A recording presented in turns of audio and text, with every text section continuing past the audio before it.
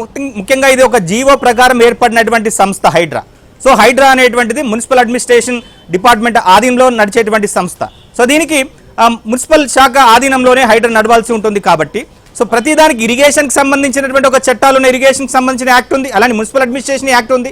కానీ ఈ ఆయా శాఖలు వాళ్ళ చట్టాలను పక్కన పెట్టేసి హైడ్రా పూర్తిగా ఒక నియంతలాగా వ్యవహరిస్తుందనేటువంటి కామెంట్స్ కూడా హైకోర్టు చేసింది. సో మనం చూస్తే మొన్నటి విచారణ సందర్భంగా ప్రైవేటు వ్యక్తుల భూములను కాపాడాలంటే, హైడ్రా నుంచి రక్షించుకోవాలంటే స్వయంగా ఆర్మీనే రంగంలోకి దింపాల్సినటువంటి పరిస్థితి వస్తుందని చెప్పేసి కూడా హైకోర్టు కామెంట్ చేసింది. ఎందుకు 63 సార్లు ఒక రంగనాథ్ మీదనే ఈ స్థాయిలో కంటెంప్ట్ కేసులు ఎందుకు ఏర్పడుతున్నాయి? సో హైకోర్టు రంగనాథ్ పట్టించుకోవట్లేదా? లేకుంటే హైకోర్టు ఇచ్చేటువంటి ఆర్డర్స్ని కానీ లేకుంటే హైకోర్టు చేసేటువంటి వ్యాఖ్యల్ని కానీ రంగనాథ్ పట్టించుకోవట్లేదా? సో ఎందుకు ఆయన మీదనే ఈ స్థాయి కామెంట్ చేయాల్సి వచ్చింది?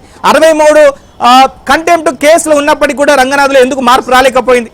సో దీని వెనుక రంగనాథ్ ఏం చెప్తున్నారు, అసలు హైడ్రా అధికారులు ఏం చెప్తున్నారు?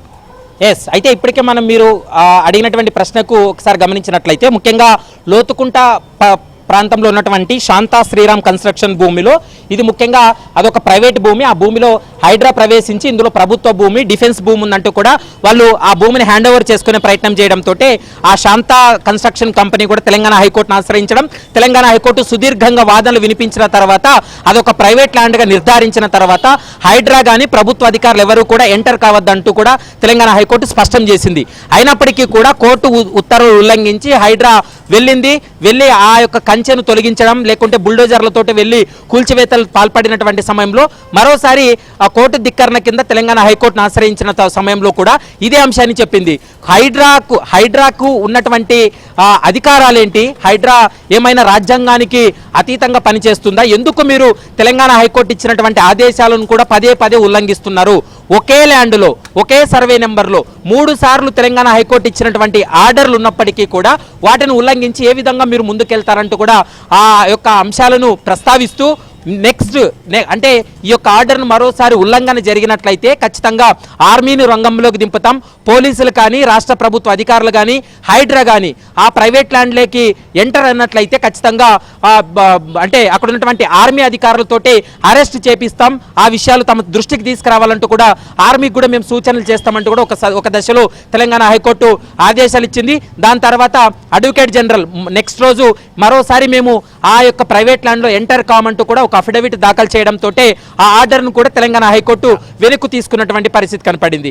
కానీ ప్రధానంగా హైడ్రా ఒక అంశం చెప్తుంది, ఇది కేవలం కుట్రపూరితంగా హైడ్రా పైన బ్లేమ్ చేయడం కోసమే ఆ హైకోర్టులో కొన్ని పిటిషన్లు వేస్తున్నారు.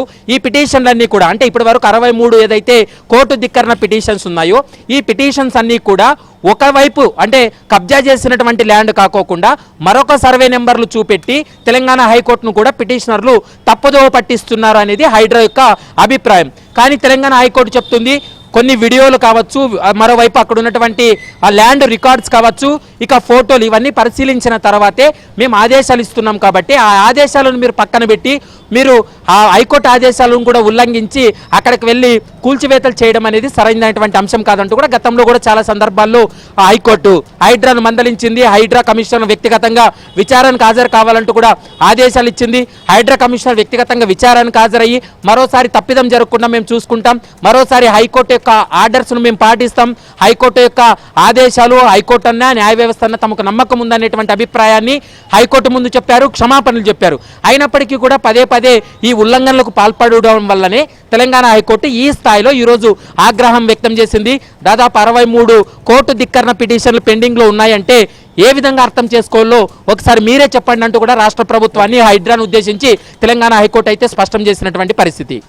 సో మొత్తం మీద రంగనాథ్ మీద దాదాపుగా 63 కంటెంప్ట్ కేసులు ఉన్నప్పటికీ కూడా పదే ఆయన హైకోర్టుకు ఆగ్రహం తెప్పించే విధంగా ఆయన వ్యవహరిస్తున్నారని చెప్పేసి న్యాయమూర్తులు చెప్తున్నారు. మరోవైపు ఏకంగా ఆయనను ఆ పదవి నుంచి దించాలి, ఆయన పదవి నుంచి తప్పించాలనేటువంటి దాకా కూడా హైకోర్టు వచ్చిందంటే సో హైడ్రా పనితీరు పట్ల హైకోర్టు ఏ ఆలోచనతో ఉందో మనం అర్థం చేసుకోవచ్చు. ఇది ఒక రకంగా ప్రభుత్వానికి మింగుడు పడని అంశంగానే మనం చెప్పుకోవచ్చు. సో ప్రభుత్వం హైడ్రా విషయంలో తాము ఒక నిక్కచ్చిగా వ్యవహరిస్తున్నాం, సో ప్రభుత్వ భూములను కాపాడడం కోసం, చెరువులను కాపాడడం కోసం, లేదా ప్రమాదాలు వస్తే ఒక డిజాస్టర్ రెస్పాన్స్ కోసం తాము ఒక మంచి ఉద్దేశం కోసం హైడ్రా తీసుకొచ్చాం, దీనివల్ల అనేక ముఖ్యంగా తెలంగాణకి ఎంతో మంచి జరిగిందని చెప్పేసి ప్రభుత్వం చెప్తున్నప్పటికీ కూడా హైకోర్టు ఈ స్థాయిలో హైడ్రాను హైడ్రా తీరును తప్పుపడుతూ, అలానే ఆ హైడ్రాకు చీఫ్గా ఉన్నటువంటి రంగనాథ్ తీరును కూడా తప్పుపడుతూ సీరియస్ కామెంట్స్ చేసింది. ఇది ప్రభుత్వానికి ఎట్లా మారబోతోంది? సో విపక్షాలకి రాజకీయంగా ఇది ఒక పదునైన అటువంటి అస్త్రంగా మారబోతుందా? సో ప్రభుత్వానికి ఇబ్బందికరంగా మారబోతుందా? లేదా